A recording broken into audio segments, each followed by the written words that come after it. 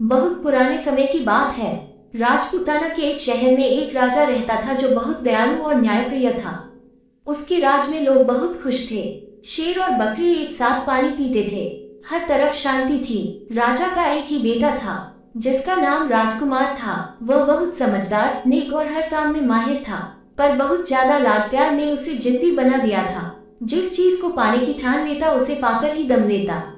एक दिन राजकुमार शिकार से लौट रहा था। सैनिक और दूसरे शिकारी पीछे रह गए थे। राजकुमार घोड़े पर सवार होकर बहुत आगे निकल आया। उसे बहुत प्यास लगी थी। उसने चारों तरफ देखा तो पता चला कि यह धोबियों का मोहल्ला था। हर जगह कपड़े धोए और सुखाए जा रहे थे। अचानक राजकुमार की नजर एक घर पर पड़ी। छत पर एक लड़की अपने बाल सुखा रही थी। राजकुमार उसे देखता ही रह गया। उसने इतनी खूबसूरत लड़की पहले कभी नहीं देखी थी। ऐसा लग रहा था मानो उसके काले लंबे बालों के बीच चांद जैसा चेहरा चमक रहा हो। लड़की की नजर भी राजकुमार पर पड़ी और वह तुरंत दुपट्टे से खुद को ढककर नीचे उतर गई। राजकुमार जैसे होश में आया, इतने में उसके साथी और नौकर भी वहां आ गए और राजकुमार को मजबूरन महल वापस आना पड़ा। उसकी आंखों से वह सुंदर सूरत हट नहीं रही थी। उसने अपने खास नौकरों को भेजकर पता करवाया तो मालूम हुआ कि वह एक धोबी का घर था और वह धोबी की लड़की थी। राजकुमार जल्द और गुस्से से बिस्तर पर पड़ गया कि वह उसी लड़की से शादी करेगा वरना अपनी जान दे देगा। 3 हफ्ते बीत गए। राजा को यह बात पता चली तो वह सोच में पड़ गया। वो राजकुमार की जिद से वाकिफ था। उसने गांव के मुखिया को बुलाकर सलाह ली। मुखिया बहुत अक्लमंद, वफादार और अनुभवी आदमी था। उसने सलाह दी, इस समय उसे रोकना ठीक नहीं। आप राजकुमार को मनमानी करने दीजिए। जवानी की जिद है। 2 दिन धोबी की बेटी के साथ रहेंगे तो अति ठिकाने आ जाएगी। फिर आप शौक से किसी राजकुमारी से शादी करवाइएगा। वैसे भी राजाओं की तो कई रानियां होती हैं, ये भी एक कोने में पड़ी रहेगी। राजा को यह बात समझ आ गई। उसने राजकुमार को बुलाया और कहा, हम तुम्हारी जिद और इच्छा को देखते हुए तुम्हें इजाजत देते हैं। तुम उस लड़की से शादी कर सकते हो। राजा ने धोबी और उसकी पत्नी को बुलवाया। वे डरते कांपते आए, सोच रहे थे कि ना जाने क्या गलती हो गई है कि राजकुमार ने उन्हें बुलाया है। राजकुमार ने उनसे कहा, हम तुम्हारी बेटी से शादी करना चाहते हैं, तुरंत तैयारी करो। राजकुमार ने सोचा था कि धोबी और धोबिन खुशी से समा नहीं पाएंगे और राजकुमार के पैर पकड़ लेंगे कि उन्होंने उन्हें इतना सम्मान दिया, पर ऐसा कुछ नहीं हुआ। इसके बजाय वे दोनों सोच में पड़ गए। फिर बोले, राजकुमार, ये तो हमारी खुशनसीबी है कि आपने ऐसा इरादा किया, लेकिन हम अपनी बेटी से पूछकर जवाब देंगे। राजकुमार ने यह सुना तो उसे बड़ा गुस्सा आया कि एक तो वह इस धोबी का सम्मान कर रहा है, इस गरीब की बेटी से शादी कर रहा है, और यह उसके राज्य का मामूली धोबी कह रहा है कि बेटी से पूछकर बताएगा। लेकिन उसके दिल का मामला था, उसे उस लड़की से प्यार हो गया था, इसलिए धोबी की बात बर्दाश्त कर गया। उसने धोबी से साफ कह दिया, हमें इनकार सुनने की आदत नहीं है। इनकार करने पर मैं तुम्हारे पूरे खानदान को जेल में डाल दूंगा। वे दोनों, धोबी और उसकी पत्नी, जैसे डरते कांपते आए थे वैसे ही चले गए। घर पहुंचकर उन्होंने अपनी लड़की से कहा, राजकुमार तुमसे शादी करना चाहते हैं। अगर तुमने मना किया तो हम जान से हाथ धो बैठेंगे। लड़की कहने लगी, ठीक है, मैं राजी हूँ, लेकिन राजकुमार से कहिएगा कि मेरी 4 शर्तें हैं। खुद आकर सुन ले, अगर मंजूर हो तो बारात लेकर आ जाए। अगले दिन धोबी राजकुमार के महल गया और लड़की का संदेश पहुंचा दिया। उसके मन में डर था कि कहीं राजकुमार गुस्से में आकर उसका सिर धड़ से अलग ना कर दे। धोबी की बेटी और इतनी हिम्मत की राजकुमार के सामने शर्तें रखे। राजकुमार पहले तो ये सुनकर बहुत गुस्सा आया। उसका दिल चाहा कि तलवार से धोबी को खत्म कर दे, लेकिन फिर एक तो उसे प्यार था, दूसरा उसे जिज्ञासा हुई कि देखे ये धोबी की लड़की क्या क्या शर्तें रखती है। राजकुमार उसी वक्त धोबी के साथ उसके घर पहुंचा। 2 कमरों का मकान था। नीचे धोबी और उसकी माँ और पत्नी रहते थे और ऊपर की मंजिल पर लड़की रहती थी। राजकुमार पहुंचे तो नीचे कमरे में एक तरफ पर्दा डालकर लड़की बैठ गई और कहने लगी, मेरी 4 शर्तें अगर आपको मंजूर है तो मैं आपसे शादी करने को तैयार हूँ। पहली शर्त ये है कि मैं आपके महल में रात नहीं गुजारूंगी, सुबह जाऊंगी और शाम को वापस अपने घर आ जाया करूंगी। राजकुमार ने सोचा, ये क्या बात हुई, ये कैसी अजीब शर्त है, लेकिन फिर ख्याल आया कि यह सब कहने की बातें हैं। एक बार शादी हो गई तो महल छोड़कर झोपड़ी में वापस कौन आता है। राजकुमार कहने लगा, मंजूर है, तुम दूसरी शर्त बताओ। लड़की ने कहा, दूसरी शर्त ये कि आप मुझे छूने या बात करने की कोशिश नहीं करेंगे। राजकुमार को ये सुनकर हंसी आ गई।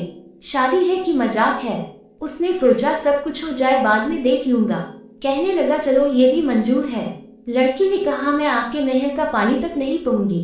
राजकुमार ने सोचा ये भी बकवास है, जब दिन भर रहेगी तो कैसे मुमकिन है कि खाए और ना पिए। उसने जवाब दिया मुझे ये भी मंजूर है। लड़की फिर कहने लगी मेरी चौथी, अगर आपने मुझे उंगली से भी छूने की कोशिश की तो हमारा रिश्ता खत्म, फिर मैं कभी वापस नहीं आऊंगी। राजकुमार ने सोचा ये बड़ी अजीब लड़की है, कैसी बदतमीज है, एक बार शादी हो जाए तो सारी शर्तें धरी की धरी रह जाएंगी। उसने कहा मुझे तुम्हारी सारी शर्तें मंजूर है। लड़की ने कहा अगर आपको शर्तें मंजूर है तो फिर आप बारात ले आइए।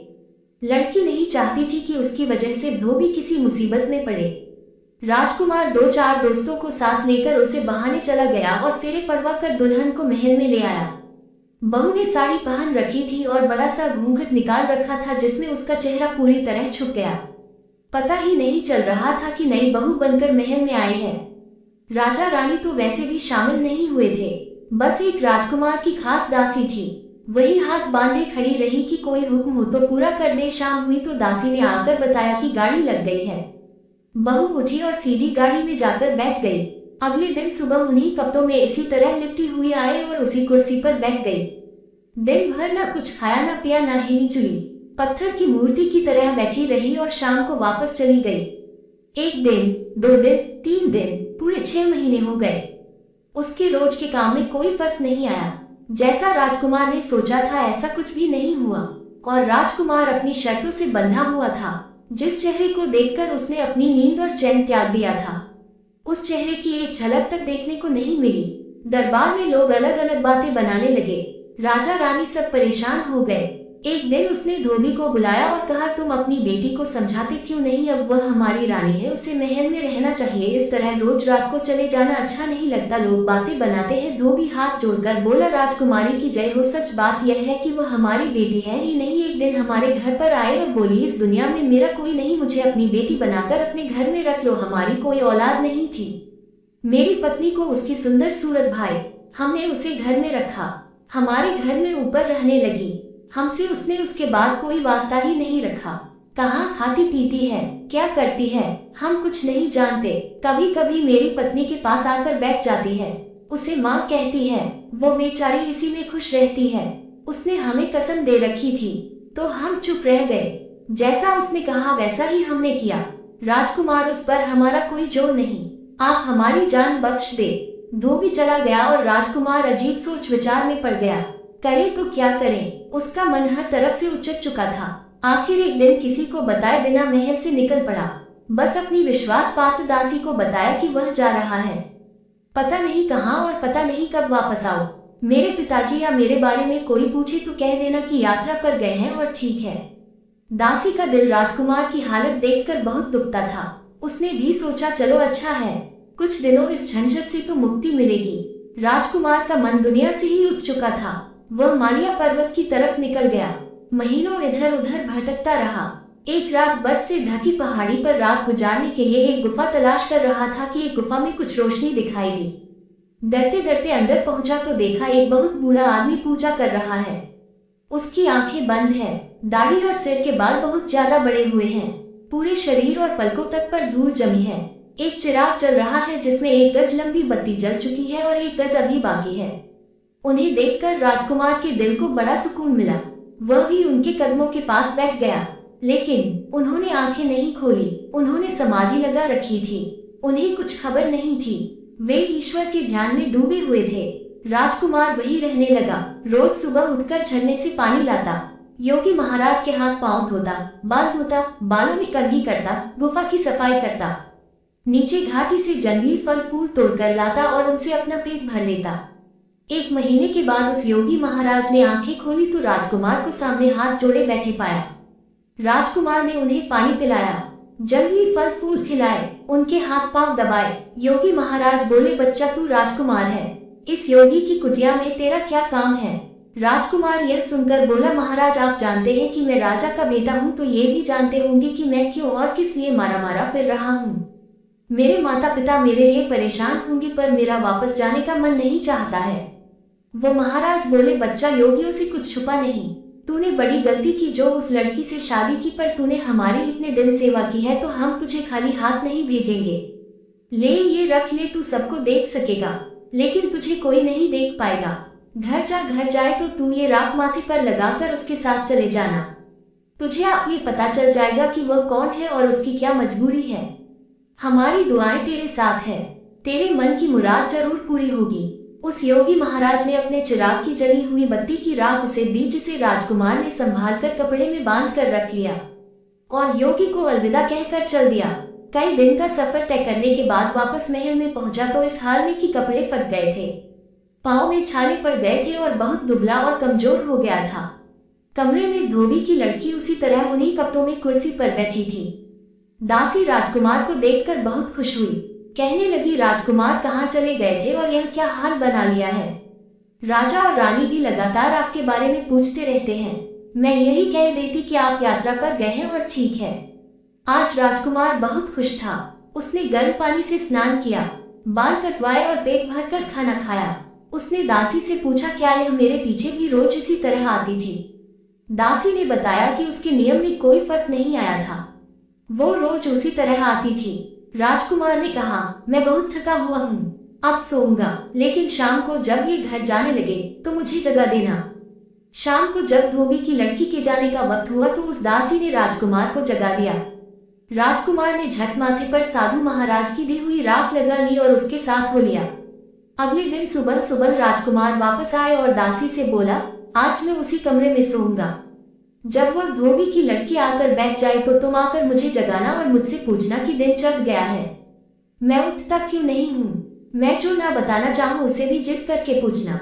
दासी समझदार थी, समझ गई कि राजकुमार का क्या मतलब है।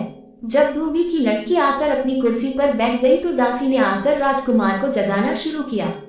राजकुमार पहले तो जागा नहीं, जब जागा तो दासी को डांटने लगा, क्या मुसीबत आ गई है, क्यों जगा दिया मुझे, मैं इतना अच्छा ख्वाब देख रहा था, मेरा ख्वाब तोड़ दिया तुमने। दासी खुशामद करने लगी। राजकुमार बताए। पहले तो राजकुमार उसे टालता रहा, फिर बोला, अच्छा अब तू इतनी जिद कर रही है तो बता देता हूँ। मैंने सपने में देखा कि कल रात जब ये धोबी की लड़की उठकर यहाँ से गई तो मैं भी इसके साथ साथ चला। ये गाड़ी में बैठी तो मैं भी साथ बैठ गया। सच थोड़ी ख्वाब में, मैं तो ख्वाब में इसके साथ गया था। दासी ने फिर पूछा, अच्छा तो फिर क्या हुआ। राजकुमार कहने लगा, फिर क्या हुआ, मैं जोर जोर से घोड़ा गाड़ी हिला रहा था और यह गाड़ीवान को डांट रही थी कि आज ये कैसे गाड़ी चला रहे हो। गाड़ीवान बेचारा बोला, राजकुमारी मैं तो रोज ऐसे ही चलाता हूँ। खैर जैसे धोबी का घर आ गया, ये धोबी की लड़की धोबी धोबन के पास तो नहीं, सीधे चढ़कर ऊपर पहुँच गई। मैं इसके साथ कमरे में आ गया। क्या सजा हुआ कमरा था, लगता ही नहीं था कि यह धोबी का घर है। सोने चांदी का कालीन बिछा हुआ था, सोने चांदी की कुर्सी रखी थी। राजा के महल से भी ज्यादा खूबसूरती से सजा वो कमरा था। मैं भी कुर्सी पर बैठ गया। दासी पूछने लगी, आप और इनके कमरे में बैठकर कैसी बातें करते हैं। राजकुमार बोला, अरे सच थोड़ी, ये तो सपने में था। दासी ने फिर पूछा, अच्छा बताए फिर क्या हुआ आपके सपने में।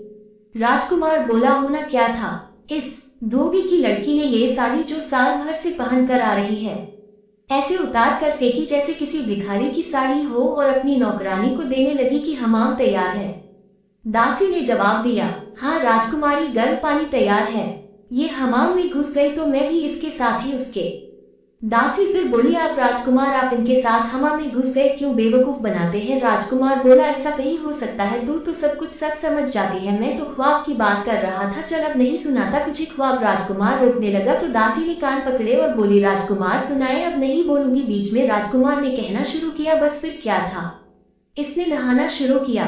मैंने सोचा चलो बहुत दिन से अच्छा स्नान नहीं किया, मैं भी नहा लूं। यह एक कटोरा भरकर पानी डालती, मैं 4 कटोरे डाल लेता। इसके शरीर का साबुन भी नहीं छूटा था कि पानी खत्म हो गया। इसने अपनी नौकरानी को आवाज लगाई, आज पानी इतना कम क्यों रखा है। नौकरानी ने कहा, राजकुमारी मैंने उतना ही पानी रखा है जितना रोज रखती हूँ, कम हो तो आप और ले लीजिए। वह एक और बाल्टी ले आए, वह भी मैंने खत्म कर डाली। फिर तीसरी बार इसने पानी मंगवाया, जैसे तैसे ये हमाम से निकली। इसी समय नौकरानी को आवाज लगाई, तुरंत खाना लगाओ, बहुत भूख लगी है, सारा दिन भूखा प्यासा बैठना पड़ता है।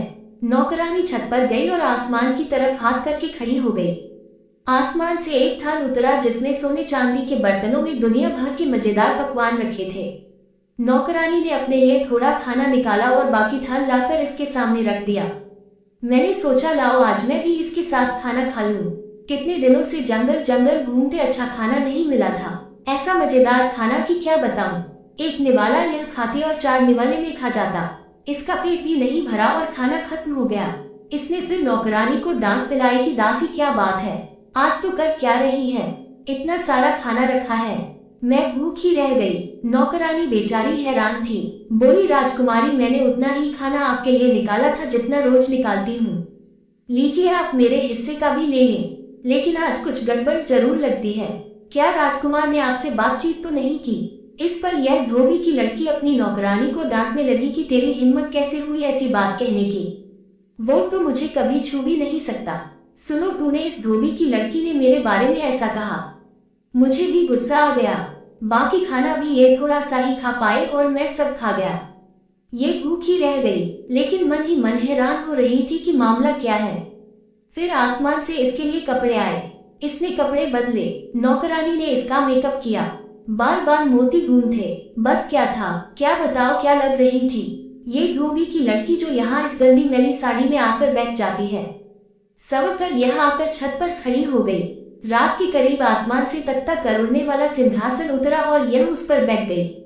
मैंने सोचा ये तो कुछ भी नहीं हुआ, मैं भी तख्त का पाया पकड़कर लटक गया। इतना कहकर राजकुमार रुक गया।